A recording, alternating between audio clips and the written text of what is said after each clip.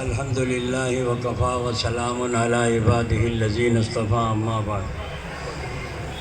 میرے محترم بھائیوں، آپ حضرات ہم سب شریک ہونے کے لیے آئے ہیں حضرت کی محفل میں، اور یہ محفل حضرت ہی کی ہے اور اسی کی برکت سے ہم سب یہاں جمع ہوئے ہیں، اور سب حضرات سے درخواست ہے دل کے کانوں سے سنیں اور دل میں عمل میں اتارنے کی کوشش کریں۔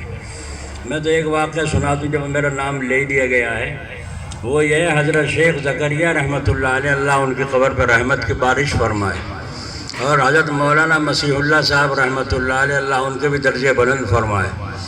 حضرت شیخ نے حضرت مولانا کو جلال آباد سے سہارنپور بلایا اور کمرے میں بٹھا کر کے شکایت کی، فرمایا مولانا میرا بوجھ دل کا ہلکا کرو۔ فرمایا حضرت کیا تکلیف ہے، کیا پریشانی ہے؟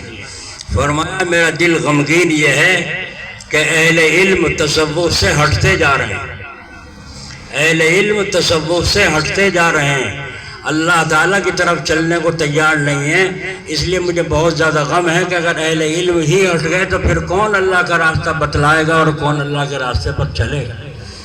یہ کہہ کر حضرت شیخ زکریا رحمۃ اللہ علیہ رومال لگا کے آنکھوں کو سبکیوں سے روئے۔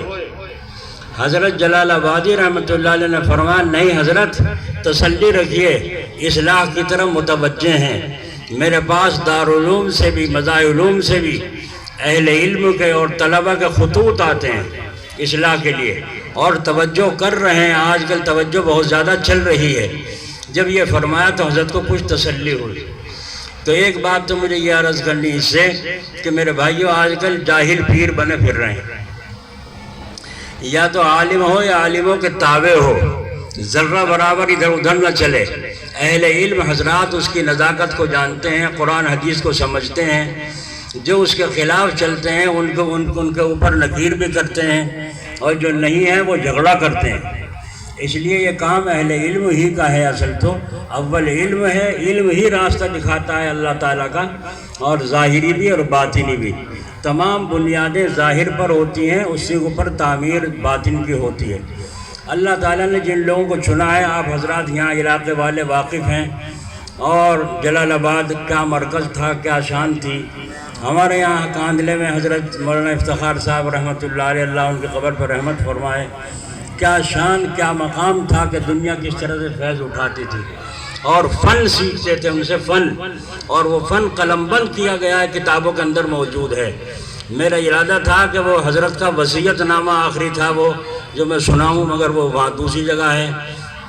خیر، آپ حضرات سے درخواست یہ ہے کہ حاجی امداد اللہ صاحب رحمۃ اللہ علیہ، جن کی یہ خانقاہ ہے اور جن کے نام سے یہ خانقاہ امدادیہ، مدرسہ امدادیہ نام مشہور ہے، اللہ تعالیٰ اس کو چار چاند لگائے، اس کا فیض عالم میں جاری ہے، اور دارالعلوم بھی اسی کا فیض ہے، تبلیغی جماعت بھی اسی کا فیض ہے۔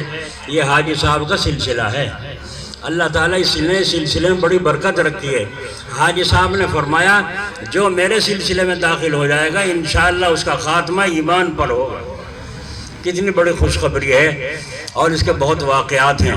اور پھر جو فرمایا میرے ایسے ایسے شاگرد ہیں اور ایسے ایسے راستے پر چلنے والے ہیں کہ ہے ان کی نگاہوں میں اثر، سنگریزے ہو جائیں جس سے شمس و قمر، دیکھتے ہی دیکھتے ان کے اے اخی 100 برس کا بت پرست ہو گئے ولی۔ یہ کتاب میں نے حضرت مولانا افتخار صاحب رحمۃ اللہ علیہ سے لی تھی، غذائے روح، اس کے اندر یہ اشعار لکھے ہیں۔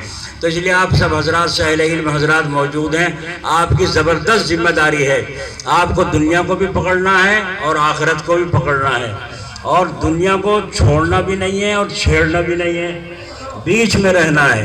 کانٹوں کے جنگل میں کو دامن کو بچا کے نکلنا بھی ہے، تو بڑا اہم کام ہے۔ یہ اہل علم حضرات ہی کا حوصلہ ہے، جو اتنے مدرسے چلا رہے ہیں، چندہ بھی کر رہے ہیں، مگر جو چندے میں حد سے گر گئے ان کا بھی حال آپ دیکھ رہے ہیں۔ حضرت مولانا ابراہ الحق صاحب ہردوئی رحمۃ اللہ علیہ اذان و تکبیر پر کتنی نکیر کرتے تھے۔